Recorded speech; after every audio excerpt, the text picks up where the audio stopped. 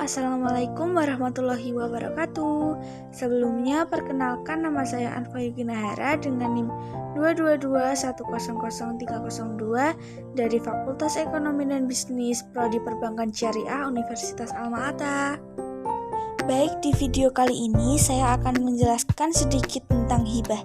Video ini saya buat guna untuk memenuhi salah satu tugas dari Bapak Sidney selaku dosen pengampu mata kuliah Fikih Muamalah. Baik, materi yang pertama ada pengertian hibah. Hibah secara bahasa berasal dari kata wahaba yang berarti lewat dari satu tangan ke tangan yang lain, atau dengan arti kesadaran untuk melakukan kebaikan, atau diambil dari kata hubub al-rih atau angin berhembus.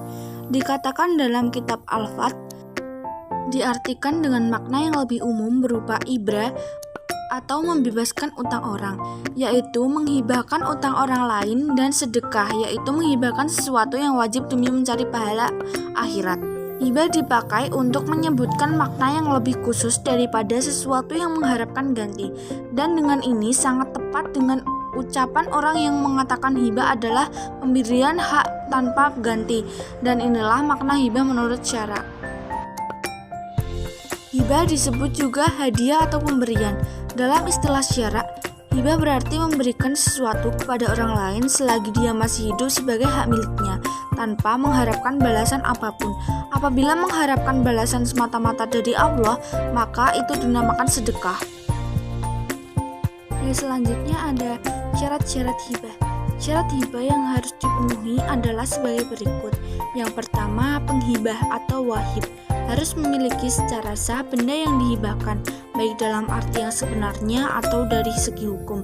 Yang kedua, dilakukan oleh wahib orang yang sudah akal baligh atau dewasa dan berakal.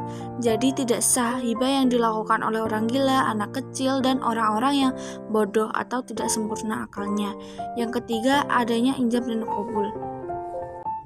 Baik, yang selanjutnya ada rukun-rukun hibah. Yang pertama, orang yang memberi atau wahib. Memberi hibah adalah pemilik sah barang yang dihibahkan pada waktu pemberian itu dilakukan dalam keadaan sehat, baik jasmani maupun rohaninya. Selain itu, pemberi hibah harus memenuhi syarat sebagai seorang yang telah cakap dalam transaksinya, yaitu hibah dan mempunyai harta atau barang yang dihibahkan. Yang kedua, orang yang diberi atau mauhublah.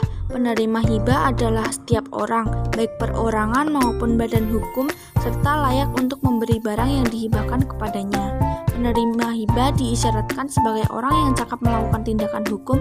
Jika ia belum cakap hukum, maka diwakili atau diserahkan kepada pengawas atau walinya. Yang ketiga ada harta atau barang yang dihibahkan. Harta atau barang yang dihibahkan dapat terdiri atas segala barang, baik yang bergerak maupun yang tidak bergerak. Bahkan manfaat atau hasil sesuatu barang dapat dihibahkan. Yang terakhir ada ijab qabul. Ijab dalam hibah dapat dinyatakan dengan kata-kata, tulisan, atau isyarat yang mengandung arti beralihnya kepemilikan harta. Selanjutnya ada larangan pemberian hibah. Ulama Hanafiyah berpendapat ada 6 perkara yang melarang pemberian hibah mengembalikan barang yang telah dihibahkan, yaitu sebagai berikut. Yang pertama, penerima memberikan ganti. Yang kedua, penerima maknawi. Yang ketiga, tambahan yang ada pada barang yang diberikan yang berasal dari pekerjaan orang yang diberi hibah. Yang keempat, barang yang telah keluar dari kekuasaan penerima hibah seperti dijual kepada orang lain. Yang kelima, salah seorang yang akad meninggal dunia. Yang terakhir, barang yang dihibahkan rusak. Selanjutnya ada macam-macam hibah. Hibah di sini dibagi menjadi 2. Yang pertama, hibah barang.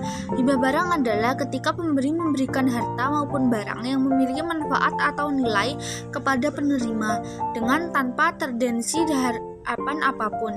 Contohnya, seseorang menghibahkan sepeda motor, mobil, pakaian, dan sebagainya. Yang Yang kedua ada hibah manfaat.